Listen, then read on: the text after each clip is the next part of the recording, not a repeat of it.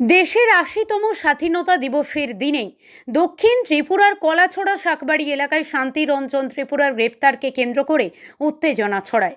তার গ্রেপ্তারের প্রতিবাদে শনিবার সকাল থেকে আগরতলা সাবরুম ৮ নম্বর জাতীয় সড়ক অবরোধ করে বিক্ষোভে বসেন স্থানীয় বাসিন্দারা।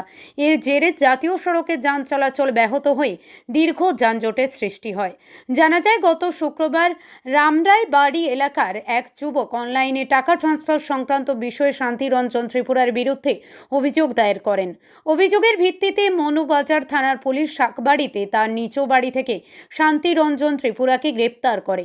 এই গ্রেপ্তারের প্রতিবাদে শনিবার ক্ষোভে ফেটে পড়েন স্থানীয় বাসিন্দারা। তাদের অভিযোগ, শান্তিরঞ্জন ত্রিপুরাকে বিনা অপরাধে গ্রেপ্তার করা হয়েছে। ঘটনার সুষ্ঠু তদন্ত করে তাকে নিঃশর্তে মুক্তি দেওয়ার দাবিতে তার বাড়ির সামনে জাতীয় সড়ক অবরোধ করে বিক্ষোভ দেখান তারা। খবর পেয়ে ঘটনাস্থলে পৌঁছয় বিশাল পুলিশ বাহিনী। পরিস্থিতি নিয়ন্ত্রণে সাবরুমের পুলিশ সুপার দীপ্তন বিশ্বাস সহ পুলিশের উচ্চপদস্থ আধিকারিকরা অবরোধকারীদের সঙ্গে আলোচনা করেন। অবরোধের জেরে জাতীয় সড়কে যানবাহনের দীর্ঘ লাইন পড়ে এবং সাধারণ যাত্রীদের চরম দুর্ভোগে পড়তে হয়। পরে পুলিশের আশ্বাসে অবরোধ তুলে নেন স্থানীয় বাসিন্দারা। এরপর ধীরে ধীরে পরিস্থিতি স্বাভাবিক হয়। ব্যুরো রিপোর্ট, প্রতিদিন ত্রিপুরা। শুনছেন না কিছু?